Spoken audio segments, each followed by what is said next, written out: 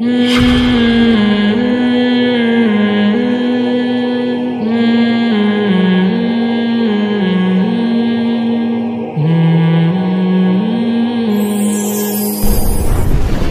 कि वो मैंने कुछ थाई करेंसी पड़ी हुई देखी ज़मीन पे, तो कह रहे हैं मैं ताक़ुब में बैठ गया। एक आदमी आया, उसने देखा पैसे पड़े हुए, हाथ नहीं लगाया, चला गया आगे। दूसरा आया, उसने देखा पैसे पड़े हुए, निकल लिया आगे, हाथ नहीं लगाए। 7 आदमी गुजरे हैं, किसी ने भी पैसे नहीं उठाए। कह रहे हैं फिर मैंने इस नीयत से, पाकिस्तानी कितनी शराफत का मुजाहरा कर रहे हैं यहाँ पे देखें। कह रहे हैं मैंने इस नीयत से उठाए कि मैं गार्ड को पकड़ाए, मैंने कहा अगर कोई पैसे तलाश करने के लिए आए तो उसको, ये चीज़ तो हमारी जिम्मेदारी थी, हम दुनिया को सिखाएं भाई। हमारे पैसे पड़े हुए हों।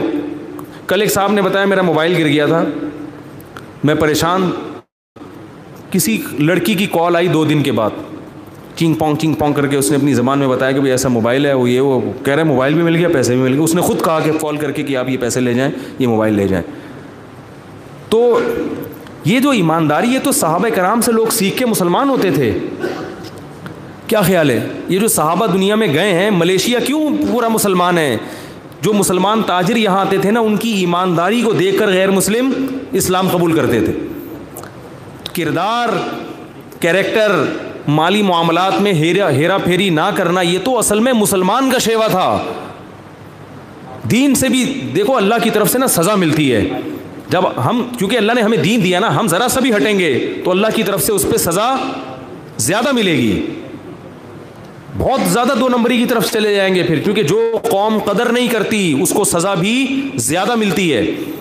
तो कितना अफसोस होता है कि जो काम मुसलमान का होना चाहिए था वो कौन कर। ट्रैफिक, कल मैंने देखा ट्रैफिक इतना जैम है, मगर कोई गाड़ी लाइन से, हमारे यहाँ ट्रैफिक जैम हो तो जहाँ कोई खांचा मिले घुसेड़ दो, ऐसा ही होता है ना, घुसेड़ दो और जैम हो जाता है।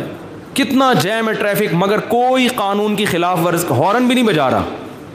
मैं भी कभी ड्राइविंग करता हूँ ना, तो क्या होता है, पीछे से खाम में, भाई आगे मेरे गाड़ी खड़ी हुई है, मैं नहीं चला सकता, पीछे वाला फिर भी क्या कर रहा होगा, खाम में P P P P horn बजा रहा है। भाई क्यों बजा रहा है हॉर्न यार, जगह है नहीं आगे निकलने की। वो वैसे ही कि वो कहते हैं यार मैं अपना फ़र्ज़ तो अदा कर लूँ, मुझे तो तसल्ली हो जाएगी कि हमने बजा दी थी ठीक है ना, एक तसल्ली होती है।